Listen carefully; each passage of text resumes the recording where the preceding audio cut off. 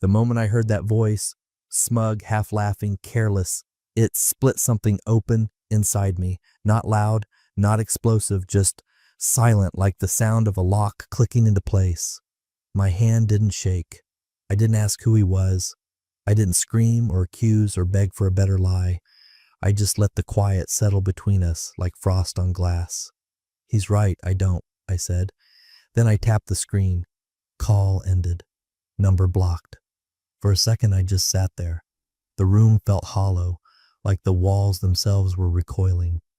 The hum of the fridge in the next room, the faint tick of the hallway clock, it all kept going, stupidly normal, while everything else inside me folded in. I didn't know what to do with my hands. So I placed the phone face down on the nightstand, laid back on the pillow, and stared into the dark like it might rearrange itself into an answer. Before we go further, please take a second to like the video and subscribe. 97% of people listen to these stories without subscribing, and your support really helps the team keep making them. Thanks for being here. At 2:06 a.m., headlights swept across the ceiling. Her car, same engine hum I'd memorized over a decade of ordinary evenings, the same rhythm of tires on gravel. She didn't even park straight, just killed the engine, slammed the door, and ran up the steps in those ridiculous boots she bought last month, like dressing younger could stretch time. Then the pounding started, not once, not timid, full palm against the door, again and again, as if she could force the night to rewind. Please, open the door. Her voice cracked on the second word. Let me explain. It's not what it sounded like. Please. I didn't move. She tried the handle. Locked, of course. Another knock, a pause, then her voice again, lower this time. You can't just shut me out. You don't even know the full story. But I did. I knew enough to know she wasn't working late. Enough to recognize the tone in that man's voice, the kind of tone you only use when you think someone's been successfully erased. The way he said it, like I was the punchline to some private joke, like she'd already told him what she thought of me, how small she'd made me, behind my back. I walked down the hall, slow, controlled, not to the door. I let her knock. I let her voice tremble. I went to the home office, flipped on the lamp, pulled open the bottom drawer, joint accounts, titles, insurance policies, passwords I hadn't updated in too long, our lives, inked and bound, waiting to be sorted. She was still outside when I sat down. She was still outside when I opened the first folder, and I didn't look back. The pounding started again, louder this time. I heard her shuffle backward, maybe to try the window, then back to the door. I know how it sounded, she cried. It's not what you think. Just let me talk to you. I stayed in the chair. It was strange how fast a heart can harden when clarity comes like that. The sound of his voice still echoed in my head, his words sharp, amused, utterly certain. No way he buys this. He didn't even hesitate. That kind of confidence doesn't come from a one-time mistake. It comes from routine. She banged again, 3 times. Knuckles flat now. You know me. Please don't do this. I do know you, I wanted to say. That's the problem. Instead, I pulled open the second drawer. Our marriage certificate, property tax receipts, her signed authorization for shared access to our safe deposit box, her handwriting, elegant, rehearsed, curled in the same way she always signed birthday cards for my parents. Effortful, like she needed to prove something. I started a new folder, separation. The yelling stopped. I heard the shuffle of her shoes across the porch, then a long pause. She was trying to decide whether to beg or threaten. Maybe both. But I was already 6 tabs deep into our joint bank account, 2 auto payments, 1 gym subscription, the backup card she used for her skincare orders, all under my email, all easy to revoke. 1 click, then another, then a password reset. I moved calmly, no hesitation, no tremble in my hands. She used to joke that I was the boring one, that she handled the fun, I handled the paper crap. She'd laugh and roll her eyes when I updated spreadsheets for the household budget, color-coded our retirement accounts, backed up receipts just in case. She'd called it overkill. But she didn't know that I'd also kept a clean log of every asset we'd brought into the marriage. Mine, hers, ours. She didn't know the house was still technically listed under my parents' name from a tax shelter we'd set up 5 years ago. She didn't know I'd added a clause to our joint account permissions after her 3rd business retreat got extended without explanation. She didn't know a lot of things. That was by design. Outside, the porch light clicked off. Motion sensor, she was still there, waiting, maybe crying, maybe scrolling through her phone, texting the same man to say it didn't go as planned. I stood and crossed to the front window, not enough to be seen, just enough to watch her silhouette through the curtain. She was sitting now, elbows on knees, shoulders hunched like a teenager caught in a lie. I went back to the desk, logged into the password vault, opened the folder labeled contingencies, and began. On Tuesday, the light in the hall burned out. I didn't replace it. By Wednesday, her toothbrush was still in the holder, untouched next to the one I now use less out of routine and more out of habit. The kind of habit grief makes, where you keep setting one extra place just in case forgetting too soon looks cruel.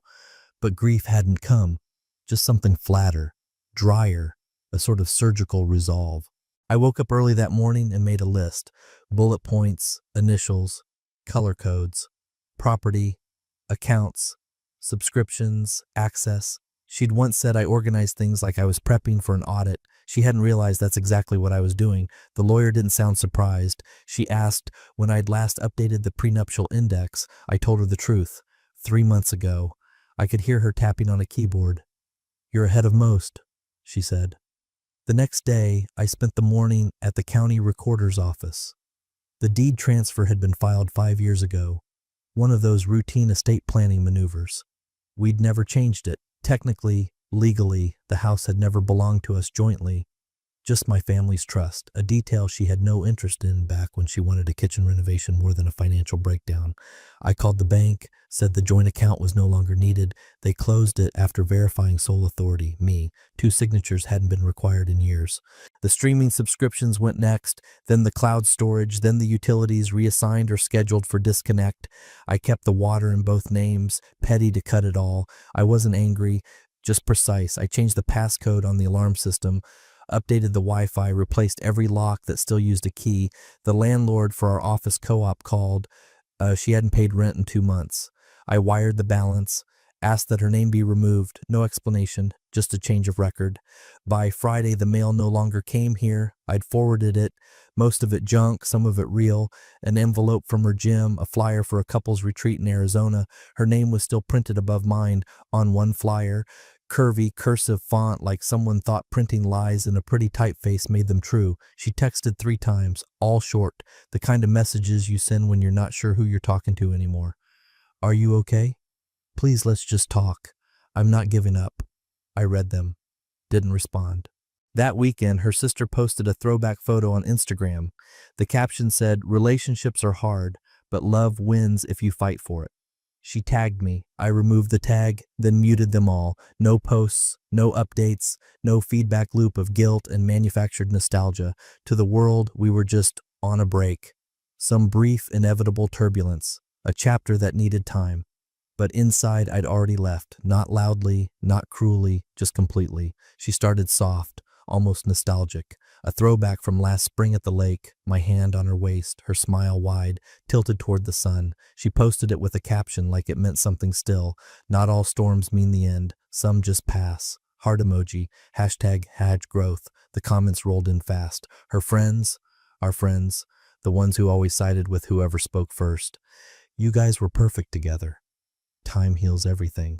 One even tagged me. I ignored it. Then came the whispers. From friends of friends, from people who knew better but wanted their version of the story to feel more palatable. They had a fight. He's being dramatic. She didn't even do anything. It's not like she cheated. She was careful, I'll give her that. Never denied the call, just reframed it. It was a misunderstanding. He took it the wrong way. He was always a little possessive. It was strategic, like everything else she did when she wanted control. Soft stories with plausible deniability, enough distance from the truth that people could look away, nod, and scroll past. But I wasn't scrolling. I wasn't watching at all. By then, I'd muted every platform, blocked her number, filtered emails with her name straight to archive. My lawyer called it clean airspace, no contact, no reaction, just a slow, deliberate path forward. I scheduled mediation for a Thursday. Her attorney got the notice by courier. No warning, no build-up. Just a date, a time, and a full asset inventory attached. Color-coded, signed, time-stamped. She would have known immediately I hadn't just started preparing. I'd been ready. She posted another photo the next day. our anniversary dinner from 2 years ago. Caption, you never forget the good ones. Still hoping.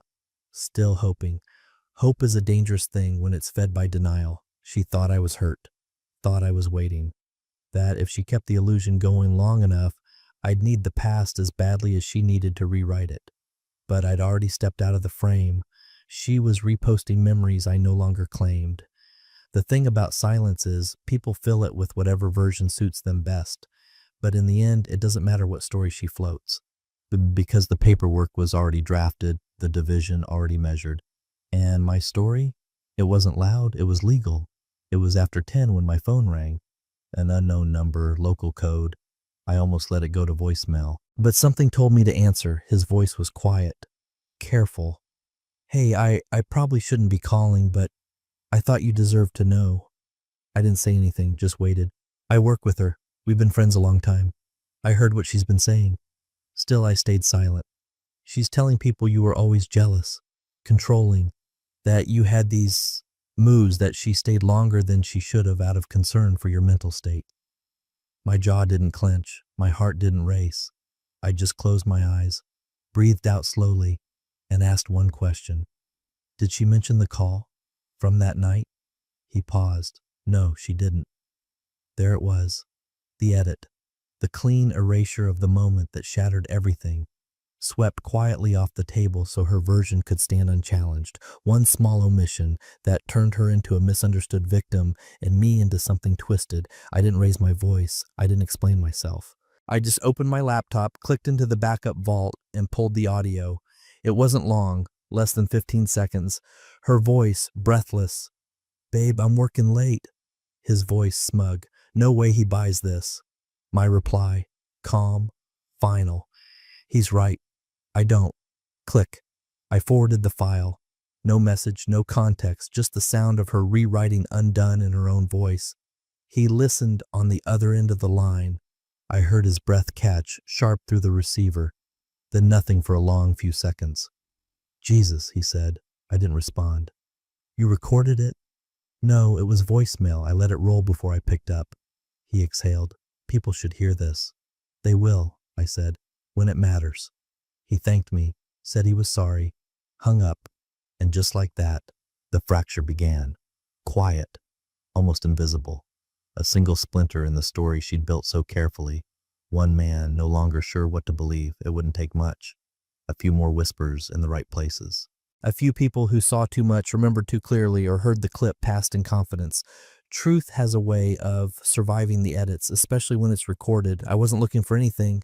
That's the part that gets me. I was just cleaning out the last drawer in the office desk. Her side, the one she always said was organized chaos, receipts, old charger cords, a few dried up pens, a list of baby names from 4 years ago, a folded photo of us in Napa back when we still looked at each other in real time, not through screens. And tucked beneath the half-filled notepad I saw it, crisp, itemized, dated, a receipt from the Fairmont, room 1904, 3 nights, 2 breakfasts, 1 spa credit, the date at the top, 3 days before the call. I stood there a while, reading it over like it might change if I blinked enough. I don't know what I expected, maybe a conference registration, maybe just her name, but there were 2 guest codes linked to the reservation, 1 billing address, 1 card, mine. She hadn't even used her own card, just saved the points. I took a photo, clean, no fingers in frame, then scanned it, sent both copies to my attorney with a single subject line, Prenup Clause 12. She responded within the hour. Confirmed. Triggers marital misconduct clause. Full spousal support is void. Proceeding with amendment. No fireworks, no courtroom scenes, just a digital paper trail and a legal adjustment that would change everything she thought she was entitled to. I didn't text her, didn't ask who he was, didn't drop hints or bait or create some scene she could use later to say I spiraled. I just folded the receipt back up, slid it into a new folder labeled Evidence, and placed it quietly in my fireproof safe under the floorboards. This was never about catching her in a lie. I already knew the lie. I'd heard it in her voice and his voice, in the silence that followed when I ended the call. This was about the contract. The part of our marriage she thought was just legalese, something signed in a rush and never revisited. She forgot I was the one who drafted it. I was the one who insisted on the clause. It's just insurance, I told her, like airbags. We hope we never need it. But here we were, She thought I was predictable, that I'd rage, that I'd spiral or plead or leave the door cracked open just enough for her to slither back through with a story and a tear and another photo captioned, "Love wins." But I wasn't writing love stories anymore, just case files. I knew it was her the second the doorbell rang, not because of the timing, 8:47 p.m. a Friday, the kind of hour you pick when you want to seem casual but practiced, not because of the silence that followed either, but because she still thought she was the exception, that if she showed up in person, if she smiled just right, the story would turn. I opened the door slowly. She stood there with a paper bag, warm, folded tight at the top. The scent of Thai takeout drifted up, the kind I used to order when deadlines ran long and we wanted to feel like we were still trying. "I figured you probably haven't been eating much," she said too brightly. "Figured maybe we could just talk. Sit, reset." I didn't ask how she got the address. I already knew. She'd always been good at skipping steps she didn't have permission for. I nodded once, took the bag. "Thanks." Then I handed her the envelope. Her fingers hesitated just briefly before closing around it. A pale blue seal, her name typed clean across the front. No flourish, no message. She looked down at it like it might burn her. "What is this?" "From my attorney. Property division. Includes a no contest clause. Just needs your signature." She blinked again. "You're ending it like this?" I didn't raise my voice, didn't lean in, just stayed still. "Yes." "No conversation, no closure." Her voice cracked around the word. "You're just done?" "There's nothing left to close," I said quietly. "I already lived through the ending. You just didn't know it yet." She looked down again. I watched her face change, not to rage, not yet, but something slower. Confusion, then panic, then the kind of realization that doesn't land all at once, the kind that keeps unfolding in pieces long after the door shuts. She tried again. "I was confused. I made mistakes. But this is permanent." I nodded. "That's the point. I thought maybe we just needed space." "No, you needed freedom. You took it. This is what it costs." For a long second, we just stood there. The hallway behind her empty.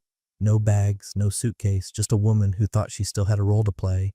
She held the envelope like it might dissolve. "You're not even angry." I was. Then I stopped performing for someone who already made their choice. She opened her mouth, closed it, swallowed, looked away. I stepped back. "You can let yourself out." She didn't move, just stood there with her own silence reflected back at her. Then she left. No slammed door, no final word, just the sound of her heels on the stairs, growing softer with each step. Sunday morning, gray light through the blinds, a quiet that didn't ache anymore, just existed. I sat at the kitchen counter with my coffee going cold and opened the contact group I'd curated weeks ago. No noisemakers, no fence sitters, just the ones who would have needed the truth, if only to stop the gossip before it calcified.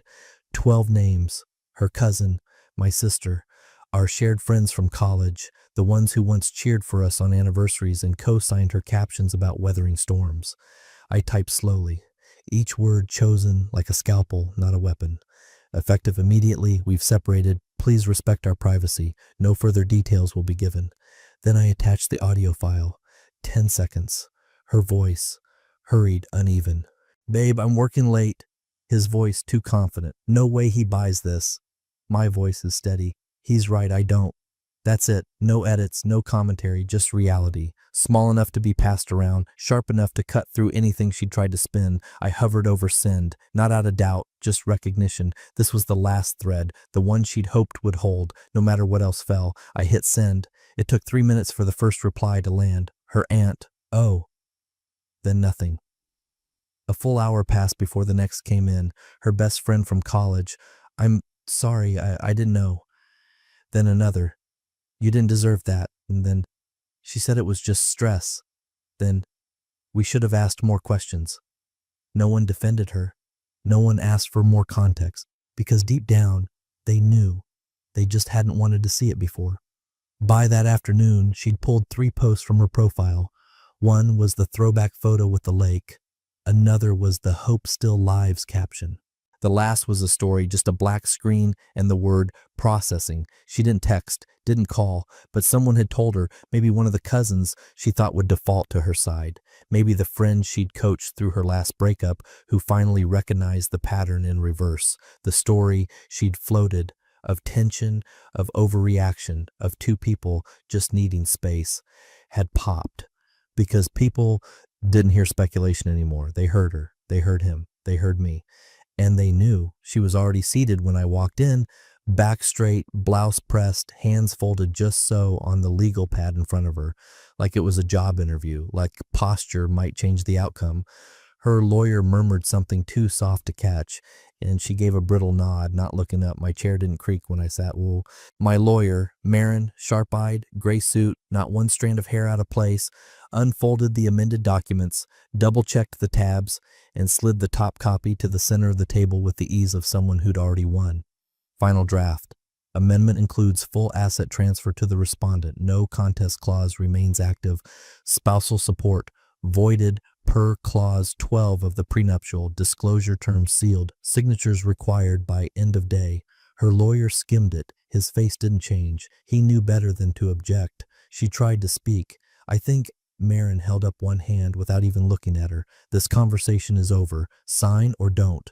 But there will be no negotiation. Her mouth stayed open for a second longer, like her brain hadn't caught up to what her ears had just heard. Then it closed. Her eyes flicked to mine, searching, reaching, hoping for a crack, a flicker of something human she could use.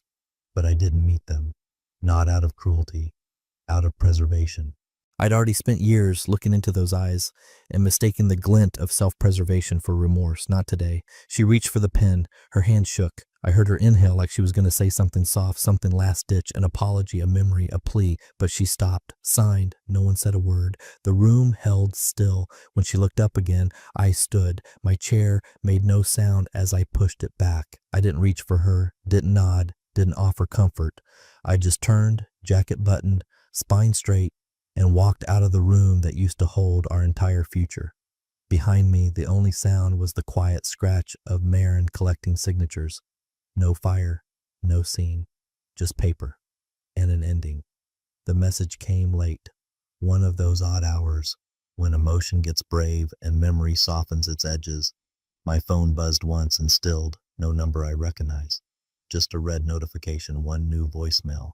I waited 3 days before pressing play. Her voice came through quieter than I remembered. No edges, no defiance, just hollow. Hey, it's me. I know I shouldn't call. A pause, the sound of breath catching. I miss your quiet. I miss feeling safe. She didn't say my name, didn't mention the night, the call, the man. Just that, quiet and safe. Two things she'd mistaken for weakness, for passivity, for something that would always wait in the same place, holding the door open. Another silence, then a whisper. I was wrong.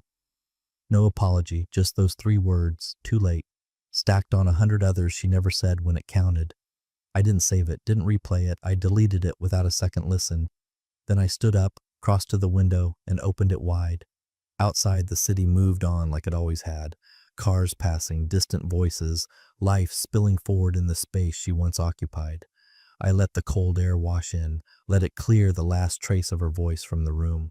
She had gambled everything on the assumption that I wouldn't hear, that I'd stay soft, that silence meant patience, not preparation, but I had heard, all of it, and I didn't shout, didn't chase, I just moved, one quiet step at a time, until the ground behind me closed like a sealed door. She wasn't reaching out to fix what was broken, she was reaching for what no longer existed, and I had nothing left to give back but silence.